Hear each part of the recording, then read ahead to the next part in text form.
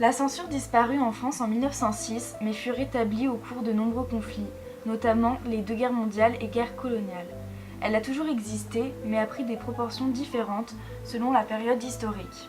Au XXe siècle, elle se concentre essentiellement sur les récits, les photos et toute information concernant la guerre afin de cacher la vérité au public et ne pas alarmer l'opinion.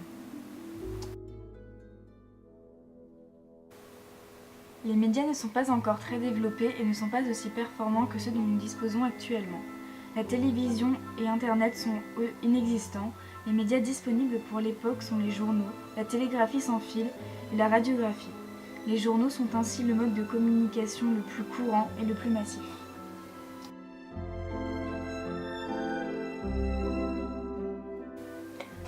Durant la Première et Seconde Guerre mondiale, la censure est rétablie. Le 2 août 1914, le décret sur l'état de siège suspend la liberté de la presse. Les journalistes doivent soumettre leurs travaux à l'administration et éventuellement procéder à des modifications. La presse est censurée, mais certains journaux survivent encore dans l'illégalité. Les lettres des soldats sont lues afin que les mauvaises nouvelles ne parviennent pas aux familles. La censure avait également pour but de ne pas dégrader le moral des troupes et de dissimuler les informations susceptibles d'être utilisées par l'ennemi.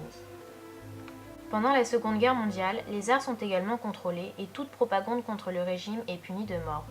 Les ouvrages non désirables sont saisis et brûlés. Tout ceci non pas par les nazis, mais par les autorités françaises du régime de Pétain.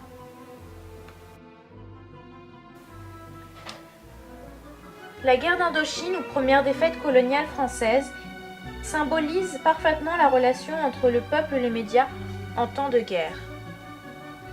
Dès le début de la guerre, en 1945, un service photographique et cinématographique est dépêché sur le territoire indo-chinois pour couvrir le conflit.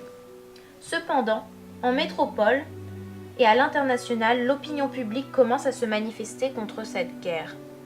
En 1954, avec la guerre d'Algérie, la censure est rétablie. Seuls les messages du gouvernement sont diffusés. 5 ministères veillent alors à son respect et à sa mise en place.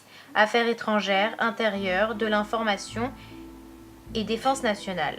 La presse métropolitaine parle d'événements d'Algérie ou opérations de pacification pour ne pas alerter les Français et les pousser à adhérer à la politique du gouvernement.